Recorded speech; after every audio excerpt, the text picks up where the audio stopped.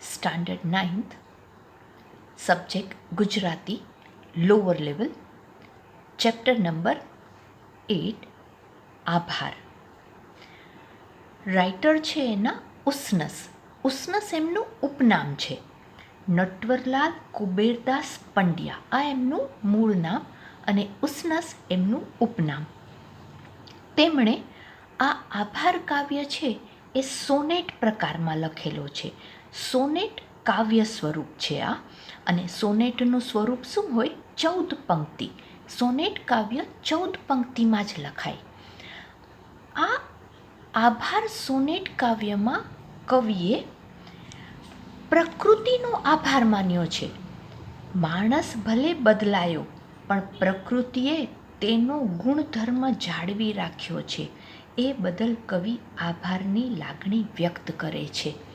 આપણે કુદરતને ખતમ કરવામાં કોઈ બાકી નહોતું રાખ્યું, પણ આ તો કુદરતનો આભાર, પ્રકૃતિનો આભાર કે એણે હજી આપણી સામે પોતાના ઓરિજિનલ સ્વભાવને નથી બદલ્યો. એની માટે કવિ આભાર વ્યક્ત કરે છે.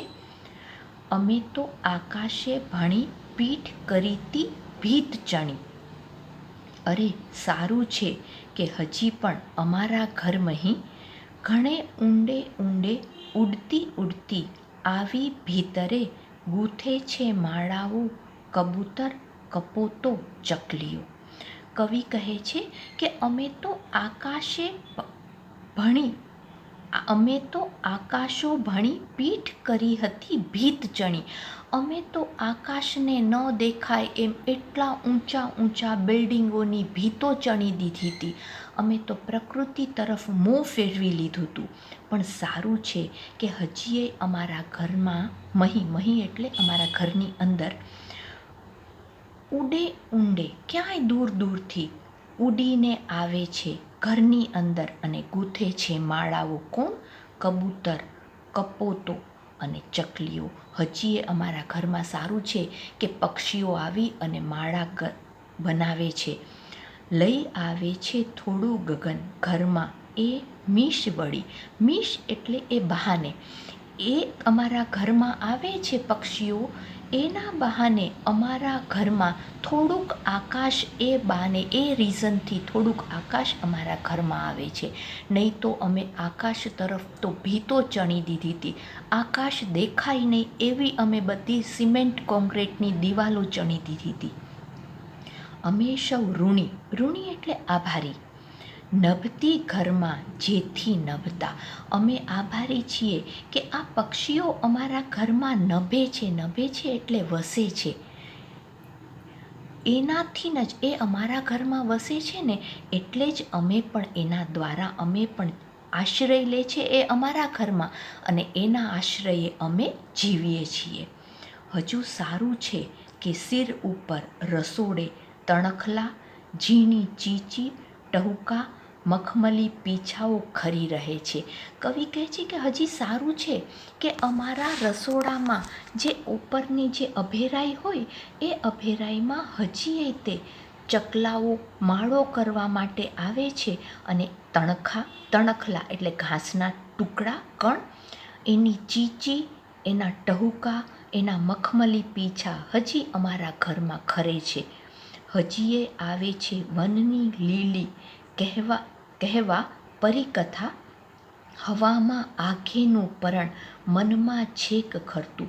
હજીએ તે વનમાં કેટલી ગ્રીનરી છે, કેવી લીલોતરી છે. આ પરિકથા કહેવા. શું કામ એ પરિકથા?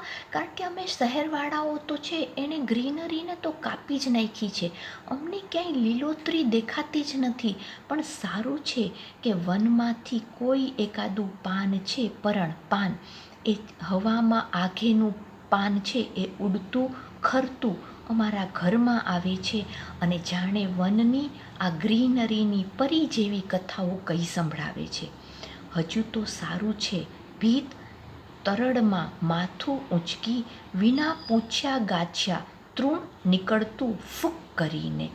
કવિ કહે છે કે હજી તો સારું છે કે આપણી ભીતો અને દિવાલોની તિરાડો છે એની અંદરથી કોઈને પૂછ્યા ગાયછા વગર એક તૃણ ઘાસનું છોડ ઘાસનું નાનકડું તણખલું ફૂંક કરીને એટલે એકાએક બહારે નીકળી જાય છે. સારું છે આપણી પરમિશન નથી લેતો, નહીં તો આપણે એને ત્યાંય ન નીકળવા દઈએ. ભલું કે મિટ્ટીના હજી વનતણા આદિમ મૂળો. હજી સારું છે કે માટીએ પોતાના આદિમ મૂળો, જૂના જમાનાના, આદિમ એટલે જૂના પોતાના મૂળો, પોતાની પ્રકૃતિ, પોતાનો સ્વભાવ છે એ હજી છોડ્યો નથી. હજી વાડ છોડે નથી ઉઘડતા પ્લાસ્ટિક ફૂલો. કવિએ કીધું કે આ તો સારું છે, આપણે તો એટલું બધું પ્લાસ્ટિક પૃથ્વી ઉપર ફેલાવી દીધું છે કે આ પૃથ્વી ઉપર પ્લાસ્ટિક એટલું બધું છે કે હવે તો જો પૃથ્વી માટી પોતાના આદિમ મૂળો, આદિમ સ્વભાવ ભૂલી જાય તો હવે તો વાળ અને છોડ ઉપર ફૂલો અને ફળ ઉગવાને બદલે પ્લાસ્ટિકના ફૂલો ઉગી નીકળે. આપણે એટલી બધી કુદરતને ખરાબ કરી નાખી છે. આ તો આભાર માનીએ છીએ આપણે પ્રકૃતિનો કે એણે પોતાના જૂના સ્વભાવને નથી મૂક્યો અને હજી આપણને એ પોતાના સારા ગુણોથી નવાજતી રહે છે. આવી રીતે કવિ ઉસનસે પ્રકૃતિનો ગુણધર્મ ન છોડવા બદલ એનો આભાર વ્યક્ત કર્યો છે. તો આ હતી પોયમ નંબર 8, જેનો પ્રકાર હતો સોનેટ. સોનેટ એટલે 14 પંક્તિમાં લખાતું કાવ્ય. ઓકે બેટા, થેન્ક યુ.